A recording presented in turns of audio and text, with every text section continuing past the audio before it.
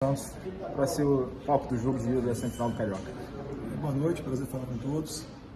Primeiro que o Vasco joga em qualquer estádio, o Vasco não tem nenhuma objeção a qualquer campo de jogo.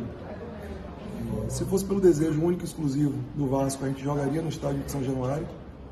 Esse tem sido o posicionamento adotado na maioria das partidas pelo presidente Pedrinho.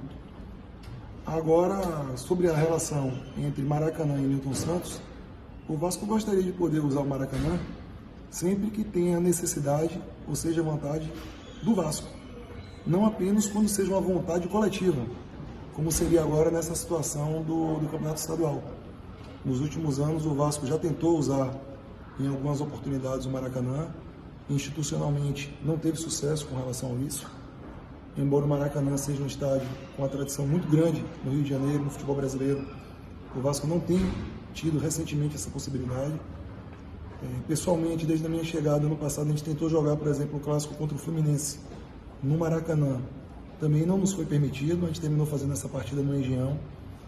E o Botafogo tem sido muito parceiro do Vasco, sempre que o Vasco tem uma necessidade de utilizar um outro mando de campo, permitindo que a gente faça a acessão do estádio Newton Santos.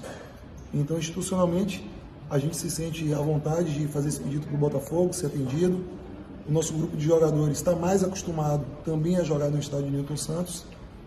Então, além desse aspecto institucional, para a gente jogar no Maracanã, eu acredito que a gente também teria que discutir aspectos anexos, como, por exemplo, o Vasco não pode ser mandante no estádio e não tem direito a explorar camarote, não tem direito a explorar alimentos e bebidas, estacionamento, que são receitas significativas, e se o clube é mandante, ele deveria se beneficiar também dessas receitas.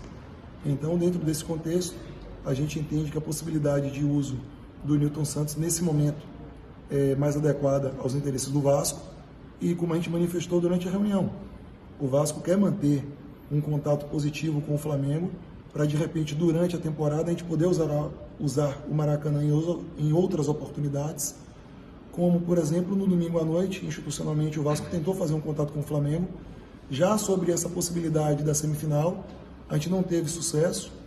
Na segunda pela manhã, a gente conversa com o nosso grupo de jogadores, abre-se a possibilidade do Newton Santos, a gente faz o contato, e aí depois que terminou vazando em público, aí o Flamengo tentou fazer um contato com a gente sobre essa possibilidade das duas partidas do Maracanã, mas aí a gente já tinha tido conversa com o grupo de jogadores, conversas internas com a diretoria, conversa com o próprio Botafogo, e a gente preferiu manter a nossa posição.